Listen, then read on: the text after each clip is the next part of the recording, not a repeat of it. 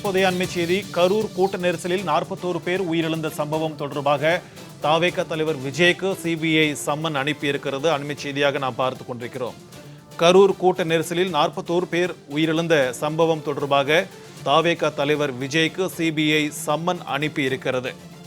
ஏற்கனவே தாவேக நிர்வாகிகள் புசி ஆனந்த், ஆதவ் அர்ஜுனா, சிடிஆர் நிர்மல்குமார் ஆகியோர் விசாரணைக்கு ஆஜரான நிலையில் தற்போது விஜய்க்கு சிபிஐ ஆனது சம்மன் அனுப்பியிருக்கிறது.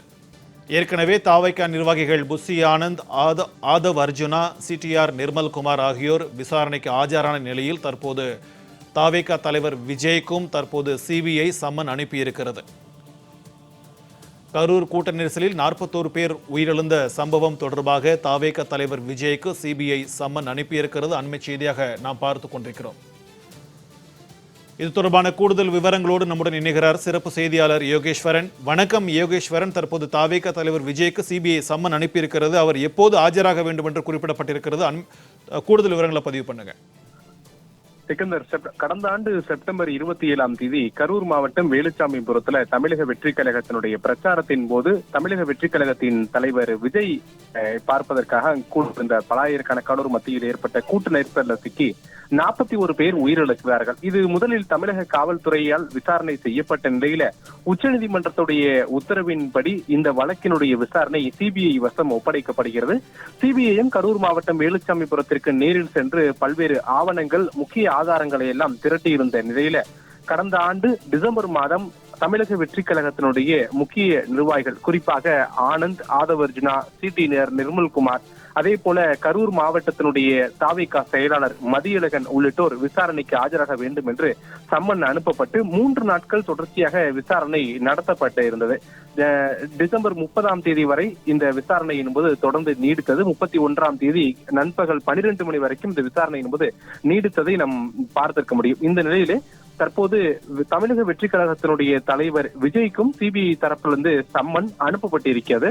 வரக்கூடிய 12ஆம் தேதி, அதாவது திங்கட்கிழமை அன்று அவர் நேரில் விசாரணைக்கு ஆஜராக வேண்டும் என்று சிபிஐ தரப்புல சம்மன் அனுப்பப்பட்டிருப்பதாக தகவல் என்பது கிடைக்கப்பட்டிருக்கிறது. ஏற்கனவே பல்வேறு நிர்வாகிகளுக்கு சம்மன் அனுப்பி விசாரணைகளை மேற்கொண்டு வரக்கூடிய நிலையில தமிழக வெற்றி கழகத்தினுடைய தலைவருக்கும் இந்த சம்மன் என்பது அனுப்பப்பட்டிருக்கிறது. விசாரணை எந்த கோணத்தில் நடைபெறுவதற்கான வாய்ப்புகள் இருக்கிறது. ஏற்கனவே கரூர் மாவட்டத்தினுடைய செயலாளர் மதியழகனிடம் விசாரணை நடத்தப்பட்டிருக்கிறது. விஜய் முன்பு வருவதற்கு திட்டமிடப்பட்டிருந்த நேரம், கால தாமதமானதற்கான நேரம், காவல்துறையிலிருந்து என்னென்ன அறிவிப்புகள், அறிவுறுத்தல் எல்லாம் கொடுக்கப்பட்டது, இப்படியான பல்வேறு கேள்விகளை எல்லாம் தமிழக வெற்றி கழகத்தினுடைய மூத்த நிர்வாகிகள் மற்றும் கரூர் மாவட்ட செயலர் உள்ளிட்டோர் எல்லாம் சிபிஐ பெற்றுக் கொண்டார்கள்.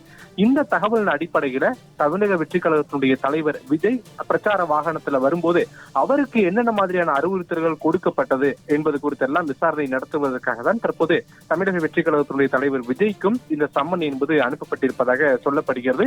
வரக்கூடிய ஜனவரி 12ஆம் தேதி அன்று வரக்கூடிய திங்கட்கிழமை அன்று அவர் விசாரணைக்காக டெல்லி லோதி எஸ்டேட் பகுதியில் அமைந்திருக்கக்கூடிய சிபிஐனுடைய தலைமை அலுவலகத்தில் விசாரணைக்கு ஆஜராக வேண்டும் என்று சம்மன் அனுப்பப்பட்டிருப்பதாக சொல்லப்படுகிறது.